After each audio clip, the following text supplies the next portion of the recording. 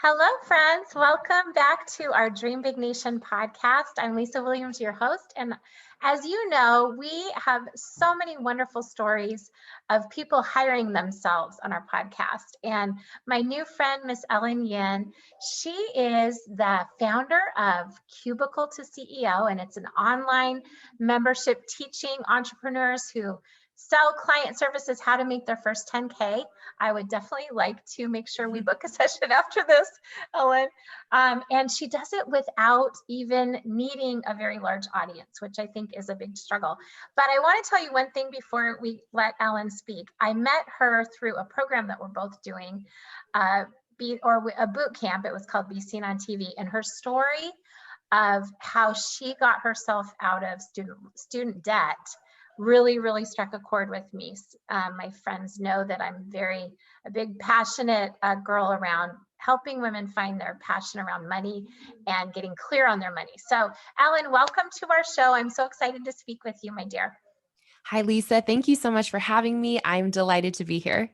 Absolutely. So let's just give our audience just the quick kind of 411 on Ellen to begin with. Sure. Oh my gosh. I feel like, when in an interview, someone asks you, like, tell me about yourself. You're like, all right, how do I condense my life story into 30 seconds? But for the purpose of this podcast, I'll just give you a little backstory on how I got into entrepreneurship. So about, I guess almost 4 years ago now, in 2017, I actually left my corporate job without a backup plan. So I kind of jumped into the unknown and I just knew that wasn't the place for me. And so I felt like I needed to be a catalyst for my own change. And shortly after, I actually ended up signing my very first client. They were a local mom and pop coffee stand that needed some help with their Instagram marketing. And that project grew into a social media marketing agency with clients of all different industries and all different phases of their journeys, from startups to, I think our biggest brand was like $1 billion global brand. So really runs the gamut. And then in recent times, especially over 2020 and now going into 2021, our focus as a company has been on helping service-based entrepreneurs. So anyone who works with clients or sells something one-to-one, we help you make your first $10,000 month without a large audience or posting every day through our online membership, our courses, and my podcast, Cubicle to CEO. I love it. And tell us, how did I'm always curious how you decided to make that leap. Hmm. And we talked about you had a layoff. Perhaps was that the time that you really were prompted to do it? No, so that was actually earlier in my journey, but I'm happy to share about that. So my very first job, so I graduated college 2016. My very first job out of college was a full-time position working as a marketing public relations, I don't know, coordinator, something of that nature for a fitness company based out of Colorado. And I'm in Oregon. So it was a remote position. I loved the company, loved the founders. And honestly, when I first got that job, I really saw myself in that company or in that role long term. But you know, they went through a big transition as a business, and basically they had to lay off their entire team. And this was about, I think, right around my 1 year mark with them. And so it was unexpected. And at the time, of course, very sad because I loved this business and I loved the team that I worked with. But I think it was so important that it happened because losing that job, in that interim, I was able to explore different projects. Like, for example, I worked front desk at a hair salon, which is totally random, right? But in that role, I was able to bring ideas to the owner and say, like, hey, I think you guys could be using video marketing. And I got to explore and test different skills and passions of mine and be able to utilize my skill sets for different projects. I also helped another social media manager and contracted under them to help with some of their freelance clients that also developed my skills. And I think through those projects, I was actually able to land my next job, which was my first and last corporate job. And that is the one that I actually quit at the end of 2017 to jump into entrepreneurship. So it kind of all came full circle and, lemons to lemonade, as you said earlier, Lisa. Yeah. Um, and in terms of like how I made that leap, I I don't think there was any one thing necessarily that gave me the courage to do it. It was more so this understanding that there's no such thing as perfect timing. I think that's something I realized, and if I waited for an arbitrary thing to happen in my life, like, "Oh, I've stayed in this job, let's say, for 2 years," or, "Oh, I've, hit this promotion," or whatever it was, I felt like there was never gonna be a perfect opportunity for me to leave, so I needed to just create that change myself and say, "Okay, if I know this is not what is fulfilling me and I know that that's not going to change, the longer I stay in the position, it's not like it's going to make a difference in how I feel about it." And so, ultimately, that's kind of what encouraged and pushed me to leave. How did your family feel, Ellen, when you're like your parents? I know sometimes parents can be your biggest cheerleader, but they can also be like, "What do you mean you're leaving a corporate job for?" Oh, totally. Yeah, no, you're spot on, Lisa. Well, and especially Asian parents. Can I Mhm. just say that? My It's best friend is true. Filipino, and she has this thing she says, if you get a B, it's like an Asian F, basically. No, definitely, and, I'm a first generation American, so my family and I immigrated here, so we're very traditional immigrant upbringing, and you're right, I think parents are very well-meaning, obviously most want the best for their kids, so I don't fault anybody for being worried about losing, quote, unquote, "what society deems as a secure and stable career path," but my parents were definitely worried. I think they would have preferred that I had found like another position and had something else lined up before I just up and quit my, current one. But I'm glad that it worked out the way that it did because had I waited until I found another job before I left that one, I don't think I ever would have been an entrepreneur, or at least in my current season of life, I don't think that's where I would be because I would have had no reason to explore a completely different path. Um, so yeah, I hope that answers your question there. It does. And I think you bring up a really good point because I mean, for those that are listening to this later, we're in the midst of COVID. I'm recording in my office. My husband's making a juice in the other room. That's why it's so loud. Sorry, friends. But I think so many people are finding themselves in a time of transition, Mhm, not to their choosing. mhm, And but it's such an exciting time if I think if you embrace it as that, as an mhm. opportunity to transition. So speak to the people right now that are just they don't know what to do right now, Mhm. but they know that maybe there's that entrepreneurial spark in them to do something for themselves. Yeah, absolutely. So I just want to encourage anybody listening who finds themselves in that position that I also did not know what I was doing. Or I honestly, when I quit my job, it's not that I quit my job in order to start a business. I had no intention of starting a business. I really was quitting to find the next job that I thought would be more fulfilling and more in alignment with where I saw my career going. But in the interim, because I had a skill set, an existing skill set, Instagram marketing, that could help somebody in my network, those local coffee shop owners, I thought, hey, why not? While I'm in the job search, I might as well help someone. And because I loved that experience so much, I thought, wait a second, if I can get this one client, I can do it again and again.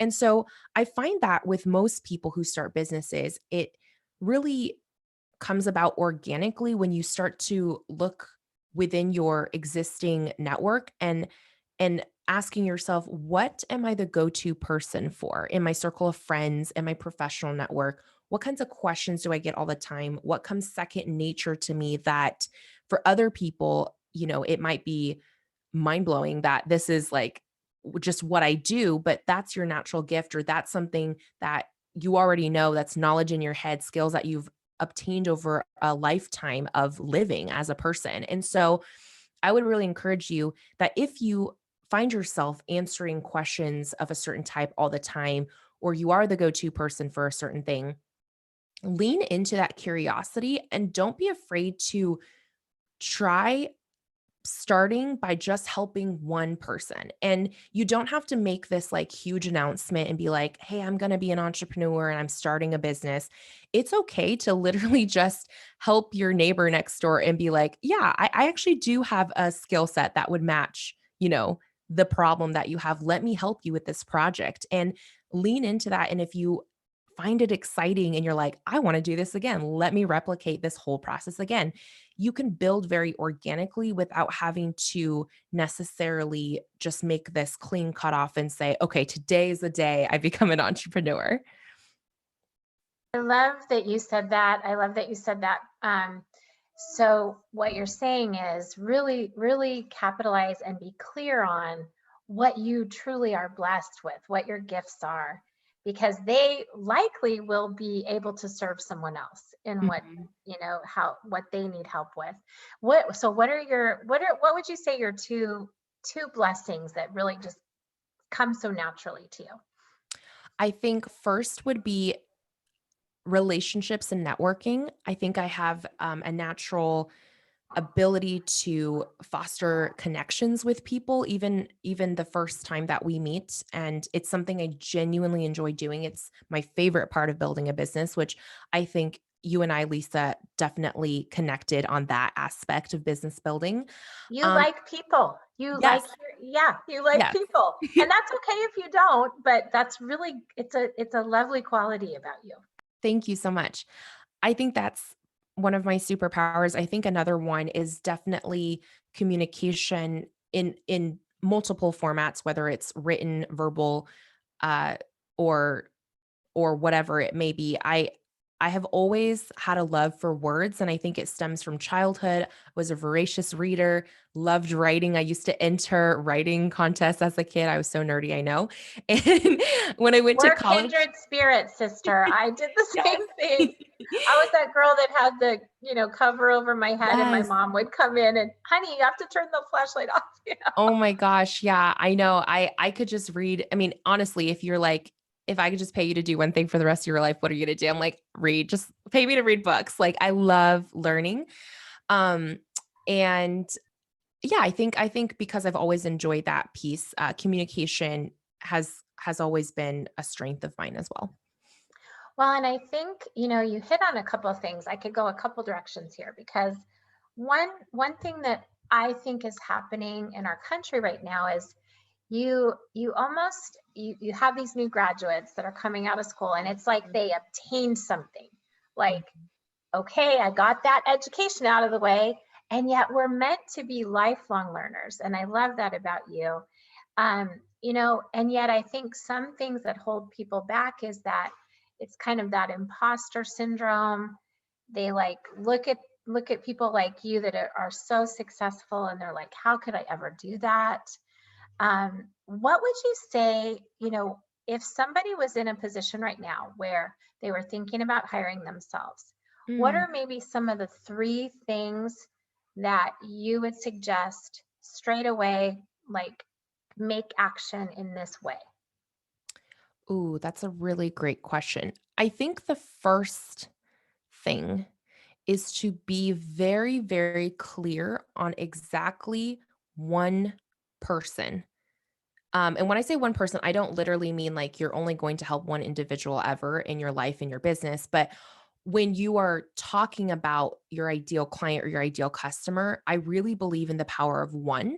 That's what I call it in my membership. So you pick one identity, one specific person that you help with one specific pain point, one problem. Not, I mean, I know that you guys are multi-talented, so you probably like, well, I could help people with this, that, and the other. That's awesome. But if you really want to grow and you want to, you know, create momentum as a new business owner, as a new entrepreneur, and you want to hire yourself, it's really important that you just focus on one problem that you can provide one clear solution, outcome, result, transformation, whatever you want to call it.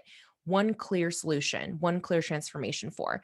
And if you can get super, super clear on that, you're already going to be miles ahead of people who have been in this game for years because that clarity makes you magnetic to your dream customers, your dream clients, and it allows you to build momentum faster because you have focus. So, and And this would be the ideal person that you would like to serve, essentially. exactly, Right. Okay. exactly. So like for example, like in my business, there's a lot of things that I could help a lot of different types of business owners with, and I do, right? Like in my community and my we've had over like 7,000 students take our courses. So we have all sorts of different business models that we've helped. But if someone were to ask me today, Ellen, who is it that you help? I probably wouldn't say, business owners or entrepreneurs in general. I would pick a specific identity and I would say, I help service-based businesses or I help client-based businesses. So it's a very specific type of person. And I help them with a very specific desire, which is to get consistent clients or to make their first 10K month. And I help them do that by avoiding a very specific problem they have, which is that they don't have a large audience. I serve people with small audiences. And so that's just an example of how you can use clarity in your messaging to really attract the people that you want to help and you want to work with. So I think that's tip number 1. Tip number 2 I would give to a new person is to invest in your network. I think it's very easy when you're new to business to get caught up in the tactical, in the how to, and you think, oh, if I just learn this magic strategy, then this is going to be what creates growth for you. And while it's important to hone in on your skills and learn those skill sets, nothing can replace the power of a good network of people who care about you, of people who you're connected to that can refer people to you, that can be a resource for you, that can lift you up alongside of them. And so I think investing in your network is crucial. And Um, part of that, would you say, is your mentors that you're also paying, probably your coaching and things, that talking about investing in yourself, right? 1,000%. Yes, Yeah. absolutely. And to that point, I would say, even as a third thing, I mean, I really believe that, it goes network, mindset, skill set in that order in terms of what you're investing in. But to your point, Lisa, investing and actually spending dollars early on. I'm not saying stretch your personal budget and put your family in like a bad financial situation, not that, but don't be afraid to actually invest, even if it's $10, because I think that when you show up and you have skin in the game, you are much more likely to take action than if you try to do everything yourself without any guidance. And so I think that guidance piece is really important and it plays into investing in your network too, because there are times, honestly, where I've invested in courses or programs where the actual tactical of what I learned in that program maybe was not applicable to my business, or maybe I already knew it. So it was just review. But the real value came from the relationships I developed with either the Mm. coach and mentor or my peers in that community. I so agree. I actually think that's been the most valuable thing, and when I think about every Mhm. course I've absorbed. But Yeah. let's talk about that a little bit, because one thing I experienced when I was a new entrepreneur is I realized, looking back, that I was a little out of sequence. Mm. Meaning you know, took a funnels course when I didn't even actually have anything to put in the funnel. Like things, Right. you know what I mean? Because I do think it's important to have a sequence. And I love that you put mindset and network before skill set, because I really believe it's 90% mindset to be successful, Totally. 10% skill set. Yeah. But think about, like, if you were, kind of, adding to that last question. Mhm. So, what would be maybe a sequential series of, like, if you were going to take something from you, for example, or, Mhm. other colleagues in the market, what would be a good kind of starter, course or coaching type program? Well, I would love to help you with that inside our membership. Of course, we actually Absolutely. we Well, and go. dive into that a little bit. Tell our audience about that. Sure, yeah. So our annual membership, Cubicle to CEO, we really help, I would say, entrepreneurs at the beginning or middle of their business building journey. So we have people who come into our membership who Like actually, for example, one woman, she literally joined on the day she quit her 9 to 5. So she didn't have anything. Okay. It was like no clients, no offer created, nothing, no website. So we help people in that stage. And we also help people who have existing businesses and are trying to grow. And the way that our system works, we call it our consistent clients cash flow system. And no matter what phase you are in your business, I send everyone through what we call our foundations framework because I really believe that clarity in your messaging and having quality evergreen content is so important, and making sure you understand your offers and your pricing, that is so much more important than me teaching you some marketing strategy right off the bat. Although of course we do get to that in the program, but to your point, Lisa, where you said, like at the beginning you were learning funnels, but you didn't even have like an offer for your funnel, right? That backwards kind of step, same Oh, idea. so I've done everything backwards, by the way. But that's okay because you don't know any better when you start, right? You just kind of are you're a sponge and you're soaking this knowledge. And so there's nothing wrong with that. But like it's important. There's a reason that I put things in the order that I do because like you said, if I teach you, for example, how to generate traffic or how to close somebody, like close a potential lead into a sale, that's not helpful to you if you don't even know who you're supposed to be helping, how you help them, what your service looks like, what it's priced at. All of these foundations are so important to get clear on first. And I think another big mistake I see new entrepreneurs make, Lisa, and I don't know if this is something you've experienced yourself or you've seen happen as well, is that people place a heavy emphasis on the appearance of having a legitimate business, meaning like they invest a ton of time and money into building a website, Oh um, yeah, did that. right? Building a website, creating a logo, writing a mission statement, printing 1,000 business cards. And they're like, all right, this is what it takes to get my foot in the door. But truly, those are what I call like icing on the cake. Like it's great to have that. But if you only gave me 1 hour with someone and their first $100 and asked me like, where are you going to invest this? It would not be any of those things because No, if you build it, they will not they will never necessarily come. yeah, they will not come.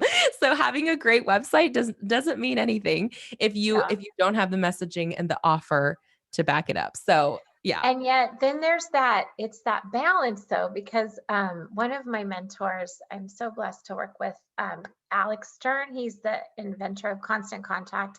And he has this phrase, he says, think big, act big. So on the one hand, it could be something as simple as like, don't just have a email address, Mhm. like have an entity that you create. Let's kind of shift a little bit because you and I first connected you with you because of your financial wellness, which I so admire, especially in your age group, Ellen. Thank you. And let's just talk about that journey that you made sure that you were financially sound after graduating, and Mhm. then I want to get into that a little bit. Absolutely. I love sharing this story. So, basically, my start into college was a little unconventional. In high school, my dream university was USC, University of Southern California in LA. And I had dreams to go there, get my broadcast journalism degree. I wanted to be, a correspondent in the entertainment industry, all these, big shiny lights. And I got rejected. I did not get in on my initial application. And, that could have been crushing. That could have been like, all right, that's it, we're done. But I actually appealed my rejection and got in. They accepted my repeal or appeal, sorry. And I was admitted as a spring admit. So what that meant was fall, because they were on a semester system. So fall semester, the first basically 6 months of my freshman year, I just worked. I was at home, working. I think at one point had 3 different jobs trying to save up before I moved to LA for the spring semester, which started in January. So I went there and completed my 6 months and loved my freshman year, loved my experience, loved my dream school that lived up to everything that I thought it would be. But what I realized was if I was going to stay there and actually graduate from that college, I was going to end with around $200,000 in student loans. And I think the gravity of that, especially knowing the industry that I wanted to enter into, journalism in the entertainment industry, I mean, it's not going to pay well. And so I realized that as much as I loved this dream of mine and what I had envisioned in my head, I didn't want to put myself in that situation. And so I ultimately transferred home to Oregon State University, which is in my hometown of Corvallis. And they didn't have a journalism program. And so I actually, at that time, it was kind of, again, I really believe everything happens for a reason. So at that time, I had just discovered a newfound love for weightlifting and fitness and going to the gym. And so I was like, you know what? If I'm going to be in college, I really want to study something that I'm actually genuinely interested in. So I switched my degree to exercise science, which is so, if you knew me growing up, you'd be like, you got a science degree because That's that's funny. weird. Yeah. So anyways, yes, that is what my degree is in. And by going to a state university and working my way through college, I actually was able to graduate debt free. And what was really interesting about that journey, Lisa, is I didn't actually think about graduating debt free until the summer of after my junior year of college, right before I entered my senior year. I got this book. Many of you have probably read it by Dave Ramsey, Total Money Makeover. And I love that book. Do you know that I give people that when every wedding I go to? That's really, a gift that I oh, give them. wow, There's I a love whole that. program. It's a great wedding gift. Imagine if every new married couple read that book together, you know? Changing lives. I love that. And Lisa and I had, a discussion prior to this recording where we both talked about how we think Dave is a really great jumpstart into financial freedom in terms of debt repayment. He's I really think the best in the category at that. But in terms of wealth generation and other, financial independence factors, I don't so much prescribe to his teachings beyond the debt repayment, but that's a story for another day. So anyways, I discovered Dave and I was like, wow, this is such an interesting concept. At that time, I had about $19,000 in loans. And I just kind of like, it was kind of like a dare to myself. I challenged myself and I was like, what if I could pay off all of this before I graduate in June this year? And I was like, I didn't know if it was possible, but I was like, let's just see what will happen. And it ended up that I was able to do it by actually May. So I finished a month early. I love that so much. And I mean, there is 1.7 trillion in student loan debt that the Department Insane. of Education is now considered the biggest bank. Wow. What would you say to, let's say you're talking to someone that is literally that USC grad with 200K in debt. Mm-hmm. What would you say to them right now? First of all, call Ooh. Lisa so you can get that student loan forgiveness Right. program going. But besides that, Yeah. Oh my gosh. Well, first I would say I feel for you. Like it, understanding that the system has been set up and rigged in such a way that perhaps you didn't have the awareness or the education you needed to make a different financial choice. And so not blaming yourself, I think, is the first thing I would probably say, but also to assume accountability in terms of, all right, now that you're in this situation, what are you going to do about it? Right? Like, how are you going to take action forward? Um, I think the biggest piece of advice I've ever gotten from anyone in the financial industry that I really appreciate is raise your own financial IQ. Meaning, like, yes, hire the experts, but don't sit in the passenger seat of your own journey oh, I on, love that. you know, Yes. like, don't let Mhm. someone else drive the car. You should be driving the car. You should understand what's going on. And I think a lot of people want to just like give their problem to someone else and be like, you take care of it. But only by raising your financial IQ and investing in knowledge and experience and understanding of what's actually going on and opening your eyes to different possibilities and different paths to financial freedom can you really actually make a difference in your own life. And so that would be advice number one. Well, who cares about your money more than you? I hope no one. Exactly. There's no one. How great do you think the need is for financial education in our country? Oh my gosh. It's probably like like top 5 issues, probably top Mhm. 3, I would say for Yeah. sure. I mean, there's a lot of, there's a lot of pressing issues in this country, but the lack of financial education is something that I feel very, very passionately about, especially in our youth, especially in my age group, millennials, Generation Z. I just think, it's not something that is readily accessible or taught in schools, and I think that's a problem, right? I think it's a problem if you've graduated high school and you have had 0 education on what is credit or what do loans actually mean or how do taxes work? Like, things that you need to be a functioning adult. I think it's honestly, um, it's a tragedy, honestly, that we're not taught those things. Well, even as simple as something as like did I tell you about the rule of 72? No. So it's considered the eighth wonder of the world, and it was discovered by Einstein. And you just take the number 72 and you divide it by the interest rate that you're getting, and that's Mhm. how long it takes to double your money. Oh, So interesting. you think about the average like family, they're saving maybe in a Wells Fargo or a Chase getting Mhm. 0.01%. So it's taking them 7,200 years to double their money. And yet where are the banks putting your money, you know, they're loaning it back to us in those credit cards, right? So I think, and I also love that you took responsibility. I think that's a great point to make, because I think I see a lot of kids graduating and they are feeling the burden of this debt, and Mhm. they just don't know how to get out from under it. And I think I love that you just said, first of all, just own it and take responsibility. How do you feel about just in general your generation with, I've recruited in financial services for a long time. It's a very old industry, Mhm. um, typically kind of run for the wealthy by the wealthy. But Mhm. how accessible is it to you as a millennial? How does it feel in terms of accessibility? Do you trust that system? Things like that. Mhm. Um, okay, I have 2 schools of thought here. One, I don't I think, okay, it's we live in an interesting age because information is readily available everywhere, and we've never had so much access to information before.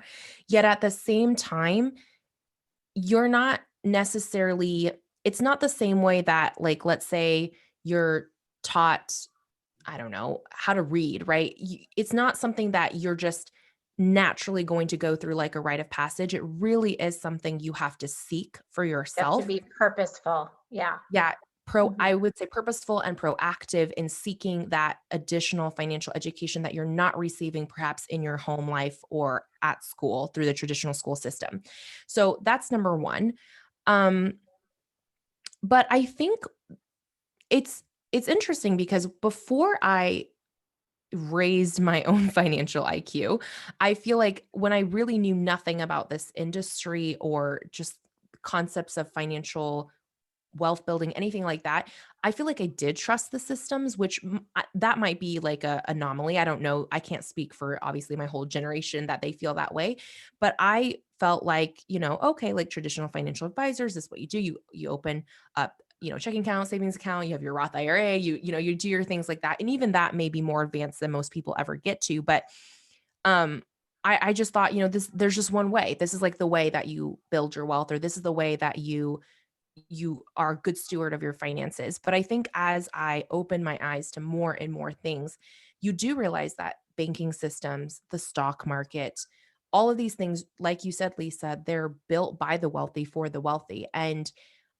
if you're not running in that circles and you don't have those types of contacts or that knowledge or those resources, I really think it's crucial to open your eyes to other alternative paths of financial management and wealth building outside of Absolutely. just stocks, outside of just putting money into your 401(k) every single month because your employer told you this is your only retirement option, right? So, Yeah. I think the more I open my eyes to things, actually now the less I trust traditional advisors. And one of my good friends, Ryan Lee, who is one of my financial mentors, he always says like 97% of financial advice given to you by traditional financial people are either outdated, wrong, or Right. a downright lie. So I think it's really important to be aware. Well, and I think it's unfortunately, I mean, right now, it seems like the state of our country, most people are, it's like they're on a road trip and they don't know where they're going and they don't even have a GPS in terms of their financial road trip, you know? Yeah. So, so they end up paying, their mortgage and their phone bill and then the savings is like the very last bill, like 15 people deep, right? Mhm. What would be, maybe are there books that you've read recently that you would recommend in terms of financial wellness after the money makeover? Was it what's the most recent Ooh, read that you've read? Or I'm going to send you one, so maybe that'll be yes. the one that you need to. Okay, I'm the worst at this because I read a ton of books, and then every time someone asks me like, "What is the most?" I like my mind I immediately goes know, I blank. know. It's so terrible. I don't know what my issue is with that. Um, I'm trying to think. Or maybe people that you follow that you would recommend if people want to get smart about their finances.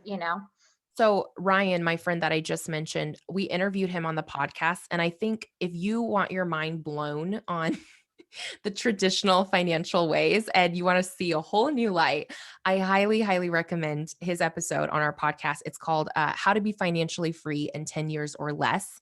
Um, Oh, I want to meet him. Would you introduce us? yes, absolutely. I would I would love to love introduce you to meet guys. him and maybe interview him myself. That sounds Yes, fabulous. he would Yeah. be a great guest. So knowledgeable. And that, I think that alone, that 45 minutes you spend listening to that will be an excellent, excellent resource in your start to maybe exploring other avenues. Another interesting book I read, and I'm not necessarily saying that I agree with everything this guy says. But again, I think food for thought is always compelling. It was this book by a guy named Nathan Lotka, I want to say, and it's How to Be a Capitalist Without Any Capital. Mm, And it was just interesting, like the way he viewed money or the way that he like approached situations in a creative manner.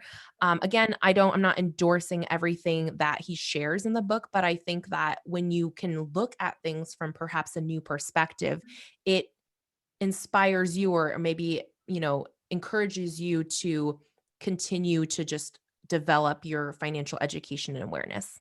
yeah.